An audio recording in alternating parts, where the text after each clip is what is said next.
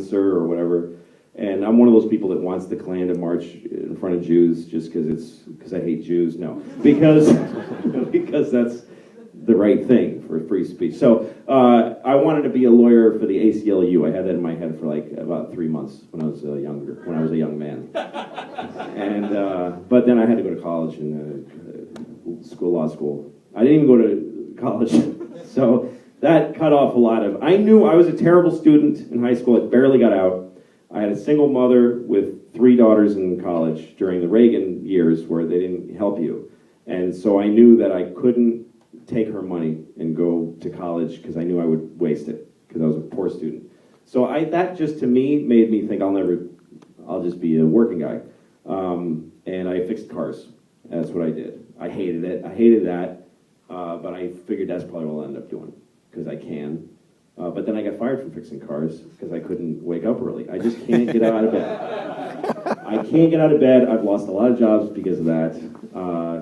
This is the only thing I could do because you can do 1 hour a week sometimes is the hours. And I could do it. That got me going. But then through doing this, I got motivated to work in television and stuff. And having children saved my life because they make you got to get out of bed. There's no choice. So that that kind of made me a little better at living. Your friend asked a question, so you can. Yeah. Oh, thanks. I doubt that, but thank you very much.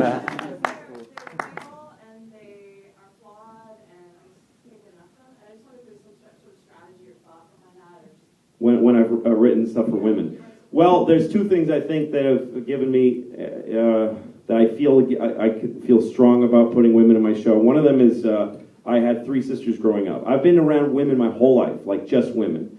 My dad wasn't really around, so I was raised by my mother and 3 older sisters. That's just me and them. And then I married a woman, and I'm raising 2 little ones now. My dog was a woman. Everybody in my whole life has been a woman. And so that's just, I love and fear women. And I think it's the fear of women that makes me write them well. In the same way that, and I'm not comparing myself to him, but I'm comparing the process. The dude that did the Michelangelo did God very beautifully because he was terrified of him. So he's like, oh, this fucking guy, and he has a finger. And so he really, so I think that's part of it. Also, though, because I had sisters growing up, I've empathized with women and their views of guys. In other words, I've seen a lot of shitty boyfriends through the eyes of my sisters, even my mother, and my kids, and I've seen myself as a shithead through my wife's eyes, my ex-wife's eyes.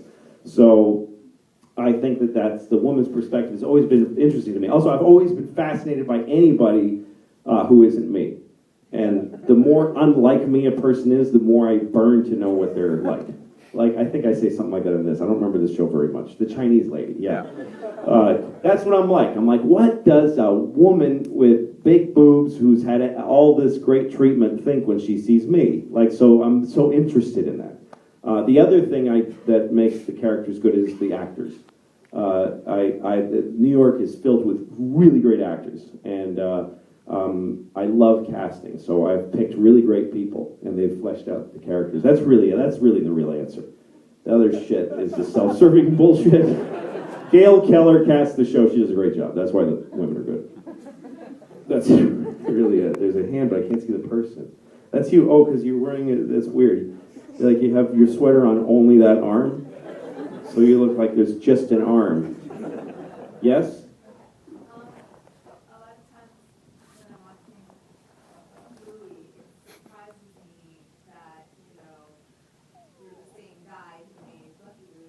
Yeah.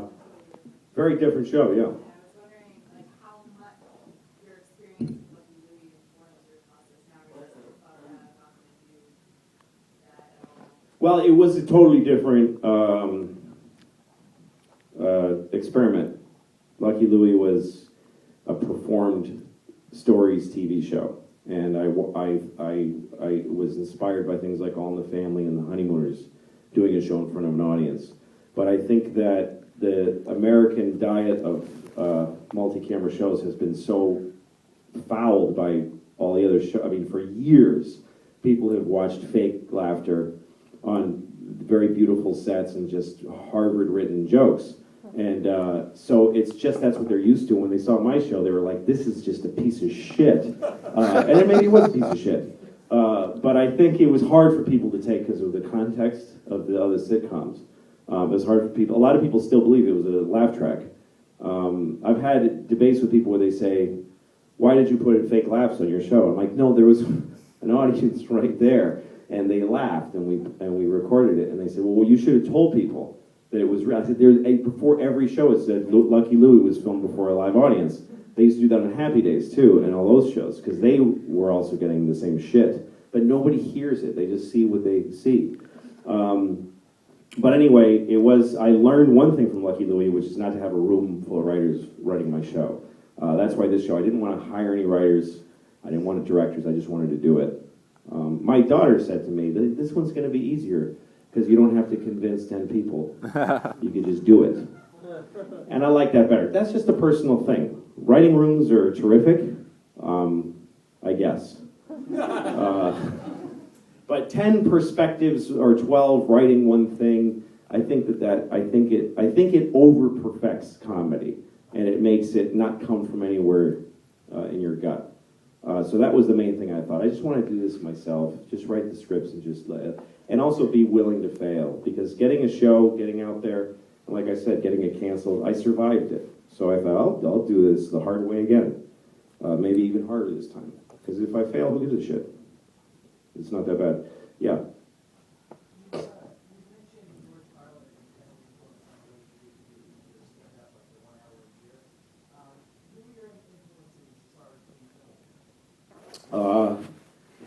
I love, a lot of filmmakers. I like Woody Allen is definitely somebody I love, and Scorsese. Those are the kind of the streets of New York filmmakers that I really love. But I also love Stanley Kubrick. You know, the really long, awkward, horrible moments, beautifully shot. I like a lot of those weirdo French guys. Early Godard films where there's like a road accident and people bleeding, and there's a woman in a miniskirt like smoking and like arguing with a farmer saying, "We in the city are important, not you in the country." And there's a dude dying.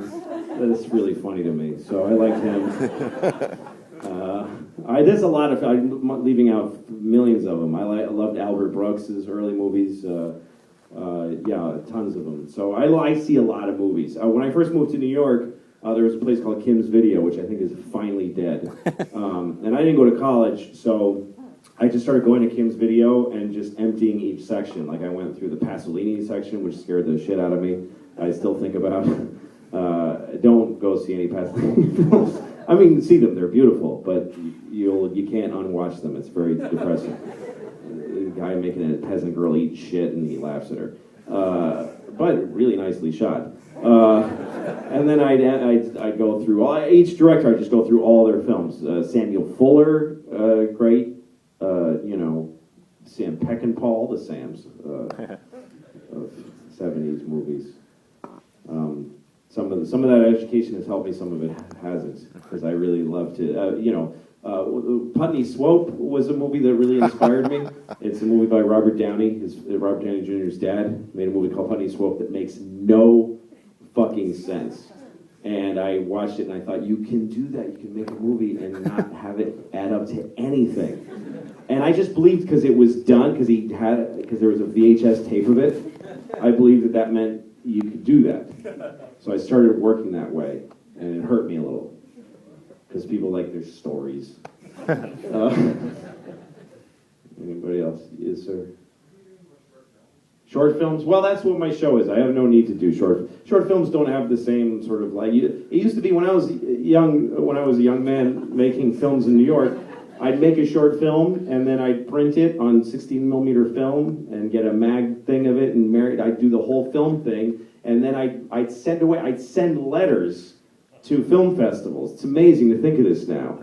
I'd send letters to film festival requesting entry form, and they would write back, and I'd look in the mailbox and I'd fill in these fucking entry forms and make tapes of my film and send it out. and I just wait. And I got in very few at first, and then I got into Sundance with one, and that was a big, huge thing for me. But I'm too old to make short films, unless they're on TV. Yes? Was there ever just one moment when you realized how successful you are as a creator? Do you feel like you're as successful as you are? Or you just Do I feel like I'm as successful as I am? Well, yeah, sometimes. Yeah, there are moments where you go, "Wow, this is a big moment." I was on